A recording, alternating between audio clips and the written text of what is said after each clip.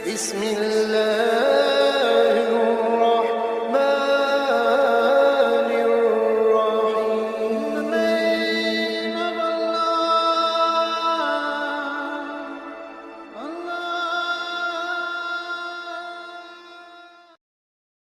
الرحمن الرحیم نحمده ونصلی علی رسوله الکریم اما بعد.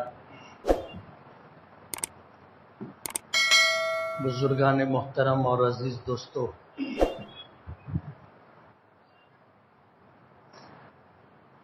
اللہ کے نبی صلی اللہ علیہ وسلم کا ارشاد مبارک ہے، آپ فرماتے ہیں الکیس من دان نفسہ وعمل لما بعد الموت، کہ عقل مند اور سمجھدار شخص وہ ہے جو اپنے آپ کو جانے اور پہچانے، اپنی حیثیت کو، اپنے اوقات کو، اپنی ذات کے نفع اور نقصان کو سمجھے، وعمل لما بعد الموت، اور مرنے کے بعد والی زندگی کے لیے عمل کرتا رہے، وہ ہے سمجھدار.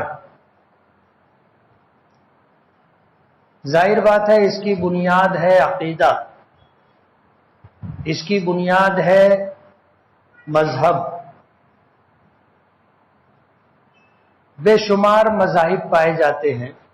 آج اگر دیکھا جائے تو پوری دنیا میں جتنے ممالک ہیں ان میں ہمارا یہ دیش ہندوستان ایک ایسا ملک ہے، شاید پوری دنیا میں اکیلا ایک ایسا ملک ہے جہاں سب سے زیادہ مختلف تہذیبیں، مختلف زبانیں، علاقائی اعتبار سے سب کے الگ الگ کلچر، سب کے الگ الگ مذہب، سب کی الگ الگ زبانیں بولی جاتی.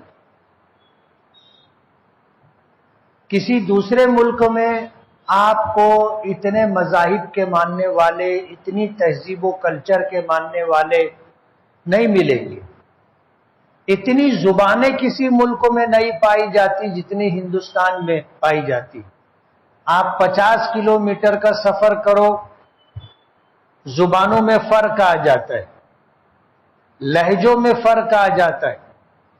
آدمی ایک دو جملہ بولتا ہے تو پہچانا جاتا ہے کہ یہ مالیگاؤں کا ہے کہ دھولیے کا ہے. ہر 50 کلومیٹر پر زبانوں کے لب و لہجے بدل جاتے ہیں، لوگوں کے جینے کے طور طریقے بدل جاتے ہیں، رسوم و رواجات الگ الگ ہیں. تو ہندوستان ایک ایسا ملک ہے کہ یہاں پوری دنیا میں سب سے زیادہ زبانیں بولی جاتی ہیں، سب سے زیادہ الگ الگ کلچر پائے جاتے ہیں. مذہب اسلام ایک ایسا مذہب ہے جو اس دنیا میں آنے کے مقصد کو بتاتا ہے کہ ہم اور آپ اس دنیا میں کیوں آئے. دوسرے مذاہب میں انسانوں کا آنا جانا، بچوں کا پیدا ہونا، ایک عمر طویل گزار کر کے دنیا سے چلے جانا، ہمارا اور سب کا مشاہدہ ہے. لیکن مذہبی اعتبار سے اگر کوئی شخص اس دنیا میں آیا تو کیوں آیا، اس کے آنے کا کیا مقصد ہے، یہ چیز اگر واضح طور پر کوئی مذہب بتاتا ہے تو وہ مذہب اسلام. نبی کریم صلی اللہ علیہ وسلم نے فرمایا ان الدنیا خلقت لکم، کہ یہ دنیا تمہارے لیے پیدا کی گئی. ہم انسانوں کے لیے اللہ پاک نے یہ پوری کائنات بنائی ہے، بڑی سے بڑی مخلوق اللہ نے اس کو انسانوں کی خدمت پر لگایا ہے. زمین کا بچھانا، آسمان کی چھت مہیا کرنا، چاند سورج کا بنانے کے بعد خدمت پر معمور کرنا، ستاروں کا ہونا، بارش کا ہونا، زمین سے پیداوار کا ہونا، یہ سب کس کے لیے؟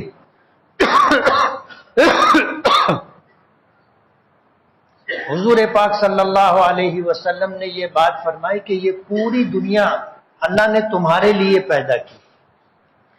ہر مخلوق تمہاری خدمت اور سیوا میں ہے۔ وَإِنَّكُمْ خُلِقْتُمْ لِلْآخِرَةِ، اور اللہ نے تمہیں آخرت کے لیے پیدا کیا۔ اس دنیا میں آنا اس کا یہ مقصد نہیں ہے کہ آدمی کمائے، گھر بنائے، سواری لے، اچھے کپڑے پہنے، کھاتا پیتا رہے، اور پھر یہ کہ بابر بعیش کوش کہ عالم دوبارہ نیست، کہ جو کچھ کرنا ہے عیش یہی کر لو، اسی زندگی میں کر لو، اس کے بعد زندگی نہیں ہے۔ یہ اسلامی تعلیمات اور اسلامی وضاحتوں کے خلاف ہے۔ اب اگر انسان یہی سوچ لے کہ بس یہی دنیا سب کچھ ہے، تو ظاہر بات ہے پھر اس دنیا کے حصول کے لیے وہ ہر جائز ناجائز طریقہ اختیار کرے گا۔ جب اسے اس بات کا کوئی احساس نہیں ہوگا اور اس دنیا کے بعد زندگی ہے اور حساب و کتاب ہے یہ تصور نہیں ہوگا، تو ظاہر بات ہے یہ دنیا ظلم و جور سے بھر جائے گی، جنگل راج ہو جائے گا، جس کی طاقت اس کی بھینس رہے گی، کسی کا کوئی حق نہیں رہے گا۔ اور اسلام سب سے زیادہ وضاحت کے ساتھ اسی بات کو ذکر کرتا ہے۔ اللہ پاک نے انبیاء کرام علیہم الصلاۃ والسلام کو کیوں بھیجا؟ اسی مقصد کے لیے بھیجا کہ وہ لوگوں کو جینے کا طریقہ بتائیں اور جینے کا مقصد سمجھائیں کہ اس دنیا میں اللہ نے بھیجا ہے تو یہاں زندگی کیسے گزارنی ہے اور اس زندگی کو کس طرح گزار کر کے ہم اپنی آخرت کو بنا اور سنوار سکتے ہیں۔ تمام انبیاء کرام علیہم الصلاۃ والسلام کی آمد کا مقصد یہی تھا، ایمان۔ اور ظاہر بات ہے ایمان کے اندر یہ بھی ہے کہ والیوم الآخر، میں ایمان لایا آخرت کے دن پر، اور آخرت یہی ہے کہ یہ دنیا ہمیشہ رہنے والی نہیں ہے، نہ یہ دنیا ہمیشہ رہنے والی ہے اور نہ اس دنیا میں رہنے والے ہمیشہ رہنے والے۔ کسی چیز کو اللہ نے بقا نہیں دی، جو چیز آئی ہے وجود میں اسے فنا سے دوچار ہونا ہے۔ زندگیاں اللہ نے ہر مخلوق کو مختلف دی، ہر مخلوق کی زندگی کم و بیش ہے۔ ہم انسانوں کو اللہ پاک نے 60-70 سال کی زندگی دی، کچھ لوگ اس سے پہلے بھی چلے جاتے ہیں اور کچھ لوگ اس سے زیادہ بھی جی لیتے ہیں، لیکن جانا برحق ہے۔ یہ دنیا ہمیشہ رہنے کی جگہ نہیں ہے، اور جو بھی آیا ہے جائے گا، تو جیسے آیا ہے ویسے ہی جائے گا، جیسے آیا ہے ویسے ہی جائے گا۔ خالی ہاتھ آیا ہے خالی ہاتھ جائے گا۔ دنیا کی کوئی چیز اس کے ساتھ جانے والی نہیں۔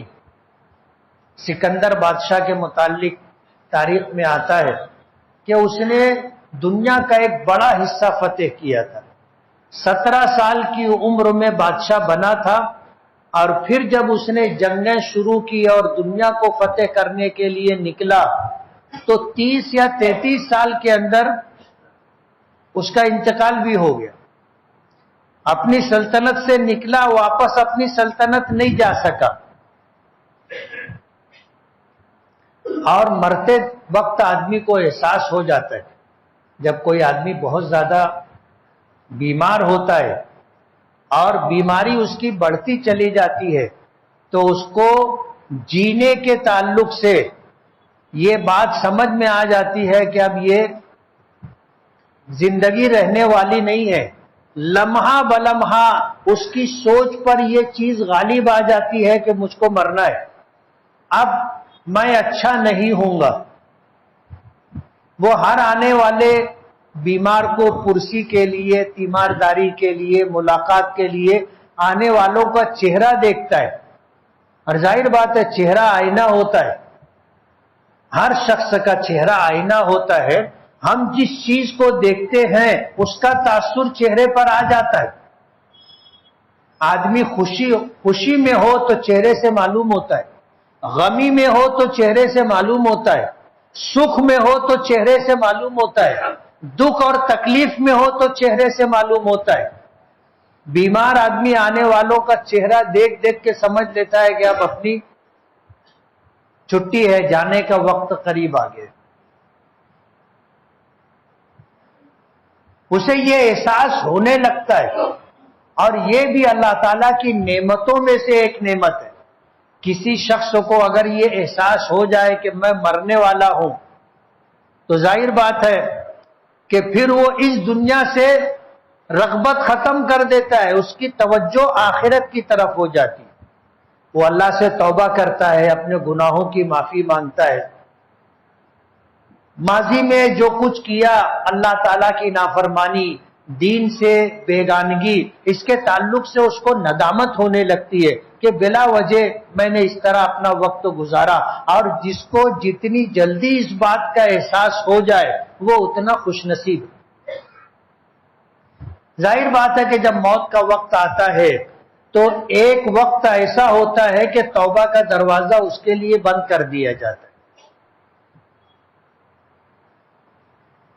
جب سکرات کی کیفیت طاری ہوتی ہے، جس کو جاں کنی کہتے ہیں، عربی میں جس کو محتضر کہتے ہیں، کہ اب یہ مرنے والا ہے، اس حالت میں توبہ کا دروازہ اس کے لیے بند کر دیا جاتا ہے. اور اس کیفیت کے طاری ہونے سے پہلے توبہ کا دروازہ کھلا ہے ہم سب کے لیے. صبح ہوتی ہے اللہ پاک کی طرف سے اعلان ہوتا ہے، شام ہوتی ہے اللہ پاک کی طرف سے فرشتہ اعلان کرتا ہے کوئی توبہ کرنے والا، ہے کوئی عافیت چاہنے والا، ہے کوئی مغفرت کا طلبگار، ہے کوئی روزی کا طلبگار، ہے کوئی عافیت کا طلبگار، مانگو دیا جائے گا. روزانہ اعلان ہوتا ہے. توبہ کا دروازہ کھلا ہے. آج آدمی توبہ کر لے، اپنی ماضی میں اس سے جتنے گناہ ہوئے ہیں، نمازیں چھوٹتی رہی ہے، روزے چھوٹتے رہے ہیں، زکوٰۃ کی ادائیگی میں کوتاہی ہوتی رہی ہے، حج کے تعلق سے کوتاہی ہوئی، ماں باپ کے حقوق کی ادائیگی میں، بھائی بہنوں کے حقوق کی ادائیگی میں، اولاد کے حقوق کی ادائیگی میں، پڑوسیوں کے حقوق کی ادائیگی میں، رشتہ داروں کے حقوق کی ادائیگی میں. آدمی غور کرے، سوچے کہ مجھ سے کہاں کوتاہی ہو گئی ہے، اس کی تلافی کی کوشش کرے. کسی کا حق اپنے اوپر ہو تو حق ادا کرے. کسی کو گالی دی ہے، کسی کو ستایا ہے، کسی کو اذیت اور تکلیف دی ہے، معافی مانگ لے. آج موقع ہے، آج موقع ہے. حدیث پاک میں آتا ہے، نبی کریم صلی اللہ علیہ وسلم نے فرمایا، التائب من الذنب کمن لا ذنب لہ. گناہوں سے توبہ کرنے والا ایسا ہے جیسے اس نے گناہ کیا ہی نہیں. سچی توبہ، سچی توبہ کے جو اجزاء ہیں، سب سے پہلا جز یہ کہ آدمی کو ندامت ہو، شرمندگی ہو، پچھتاوا ہو کہ میں نے کیوں ایسا کیا، میں نے کیوں شراب پی، میں نے کیوں تو جوا کھیلا، میں نے کیوں زنا کیا، میں نے کیوں نمازیں چھوڑی، میں نے کیوں کسی کو گالی دی. اس پر آدمی سوچے اور اس کو شرمندگی اور ندامت ہو، اس کو پچھتاوا ہو کہ میں نے کیوں ایسا کیا. توبہ کا پہلا جز. دوسرا جز اس گناہ کو چھوڑ دے. بعض گناہ ایسے ہوتے ہیں کہ آدمی ایک مرتبہ کر لیتا ہے، بعض گناہ ایسے ہوتے ہیں جو آدمی روزانہ کرتا رہتا ہے، جب موقع ملا جب کیا، جب موقع ملا جب کیا. تو دونوں طرح کے گناہوں پر آدمی کو پچھتاوا ہو اور اس کے بعد وہ اللہ کی بارگاہ گناہ کو چھوڑ دے. اور تیسرا جز یہ کہ اللہ سے اس بات کا عہد کر لے کہ اب میں آئندہ ایسا نہیں کروں گا، اب میں آئندہ ایسا نہیں کروں گا. پچھتاوا، گناہوں کا چھوڑ دینا اور اللہ سے عہد کر لینا کہ آئندہ نہیں کروں گا، یہ ہے توبہ. اور بہت آسان ہے، بہت آسان ہے.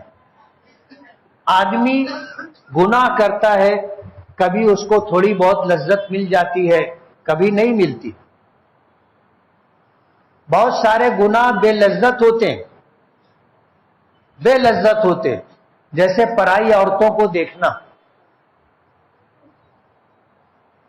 گناہ بے لذت ہے. کسی کی بہن بیٹی کو، پرائی عورت کو آپ نے بری نظر سے دیکھا، آپ کو ملا کیا؟ کیا ملا؟ گناہ بے لذت ہے، گناہ ہو گیا اور ملا ہم کو کچھ بھی نہیں لذت کے نام پر. دیکھو ہماری شریعت کتنی خوبصورت ہے.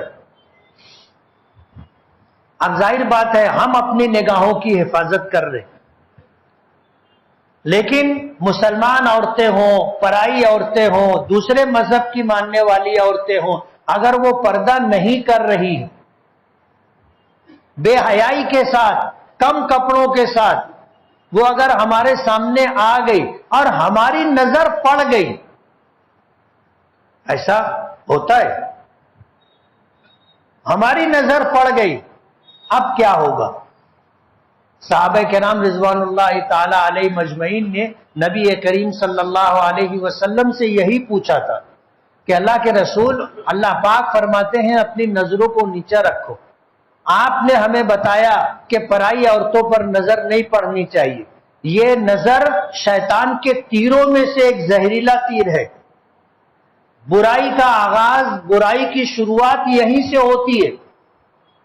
ایسا ہوتا ہے کہ ہم نے دیکھا اور پرائی عورت پر نظر پڑ گئی.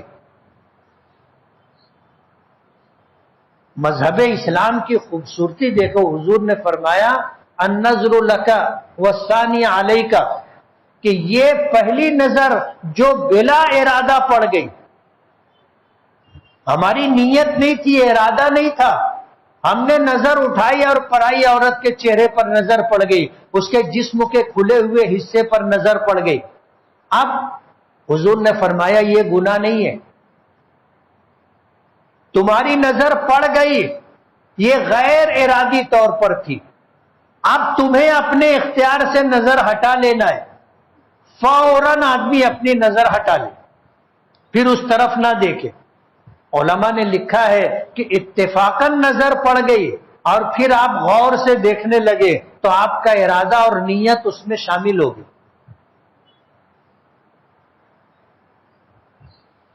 آپ کی نیت اور ارادہ اس میں شامل ہو گیا.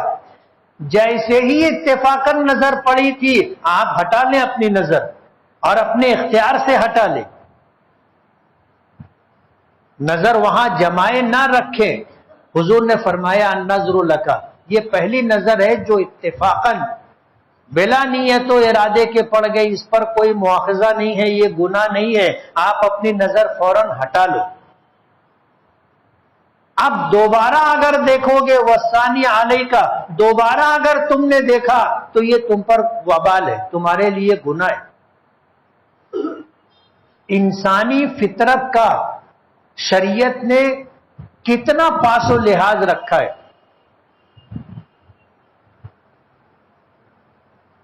تو اس دنیا میں ہم آئے ہیں تو ہمیں زندگی کس طرح گزارنی ہے، اس کا طریقہ کار کیا ہوگا. اللہ پاک نے انبیاء کرام علیہ الصلوۃ والسلام کو بھیج کر کے زندگی گزارنے کا ہمیں طریقہ اور سلیقہ بتایا. عبادات کیسے ہوں گی، معاشرت کیسی رہنی چاہیے، کمانا کھانا کیسے ہونا چاہیے، یہ ساری چیزیں بتائی. عبادات، معاملات کیسے ہونے چاہیے. ظاہر بات ہے اس دنیا میں ہے، انسان ہے اور انسان اکیلا نہیں رہتا، لوگوں کے ساتھ مل جل کر کے رہتا ہے، تو ایک دوسرے کے معاملات اور حقوق ہے وہ کیسے ادا ہوں گے. معاشرت ہے، معیشت ہے، ہر پہلو کو شریعت نے بتا دیا ہے. یہ ہمارے دین کی خوبصورتی ہے. دنیا میں کوئی مذہب آپ کو ایسا نہیں ملے گا جو زندگی کے اس حصے تک چلا جائے جو اس کی خاص ذاتی ضرورت ہے، جیسے پیشاب کرنا، پاخانے کے لیے جانا. کوئی ہمارے ساتھ جاتا ہے؟ آدمی جاتا ہے، بہت عجیب بات ہے، کمرے میں آپ اکیلے ہیں، کمرے کا دروازہ آپ نے اندر سے لگا رکھا ہے، آپ کے کمرے سے اٹیچ لیٹرین باتھ روم ہے، آپ جاتے ہیں، آپ نے کبھی سوچا لیٹرین باتھ روم میں جا کے آپ دروازہ اندر سے لگاتے، حالانکہ آپ کو پتا ہے کہ آپ کمرے میں ہیں، کمرے کا دروازہ اندر سے لگا ہے، کمرے میں کوئی نہیں ہے. لیٹرین باتھ روم میں جا کر کے آدمی دروازہ نہ بھی لگائے تو کوئی آنے والا نہیں ہے، کوئی دیکھنے والا نہیں ہے. لیکن آپ اگر غور کرو گے، آدمی جاتا ہے اندر سے دروازہ لگاتا ہے، کوئی تو اس کے ساتھ گیا نہیں، کمرے میں کوئی ہے نہیں، تو بھی احتیاط کرتا ہے. جیسے میاں بیوی ہے، اب میاں بیوی کے درمیان کیا پردہ، لیکن شوہر جاتا ہے باتھ روم کا دروازہ اندر سے لگا لیتا ہے، بیوی جاتی ہے باتھ روم کا دروازہ اندر سے لگا لیتی. ایک دم اس کا ذاتی معاملہ ہے جس میں اس کی بیوی بھی اس کے ساتھ شریک نہیں. وہاں پر کس طرح اپنی ضرورت پوری کرنی ہے شریعت نے بتایا ہے. پیشاب کیسے کرنا چاہیے، پاخانہ کیسے کرنا چاہیے، کس رخ پر بیٹھنا چاہیے، کس حیت پر بیٹھنا چاہیے، بیت الخلا حمام میں داخل ہونے سے پہلے کیا دعا پڑھنی چاہیے، اپنی ضرورت پوری ہو گئی باہر نکلے کیا دعا پڑھنی چاہیے، اور پھر پاکی اور صفائی کے لیے کیا طریقہ اختیار کرنا چاہیے، یہ سب کچھ ہماری شریعت نے بتایا ہے. جسم سے ناپاکی دور کرنے کے لیے کس ہاتھ کا استعمال کرنا چاہیے. ہمارے یہاں اچھے کاموں کے لیے سیدھا ہاتھ ہے، اور اس سے ہٹ کر کے دوسرے کام جو ہے وہ الٹا ہاتھ اس کے لیے. ہم ناک صاف کریں گے تو الٹے ہاتھ سے ناک صاف کریں گے، اپنی شرمگاہ کو پاک کرنا ہے تو الٹا ہاتھ استعمال کریں گے، لیکن اگر کھانا ہے پینا ہے تو سیدھا ہاتھ استعمال کریں گے. مجھے آپ ایک بات بتاؤ کہ یہ دونوں ہاتھ ہمارے ابھی سبھی نہا دھو کر کے آئے ہیں، باوضو ہیں، دونوں میں کوئی فرق ہے؟ دونوں میں کوئی فرق ہے؟ کوئی فرق نہیں. لیکن شریعت کی نزاکت اور خوبصورتی دیکھو کہ جو ہاتھ کبھی پیشاب پاخانے میں استعمال ہو گیا وہ ہاتھ کھانے پینے میں استعمال نہیں ہونا چاہیے. ایک برتن ہوتا ہے جس میں بیمار آدمی پیشاب کرتا ہے، اس برتن کو پیشاب پھینکنے کے بعد اچھی طرح دھو لیا گیا، تب اس میں کچھ باقی رہ گیا، وہ برتن پاک بھی ہو گیا، صاف بھی ہو گیا، اگر اس میں آپ کو پینے کے لیے پانی دیا جائے تو آپ پیئیں گے؟ آپ کی طبیعت گوارا کرے گی؟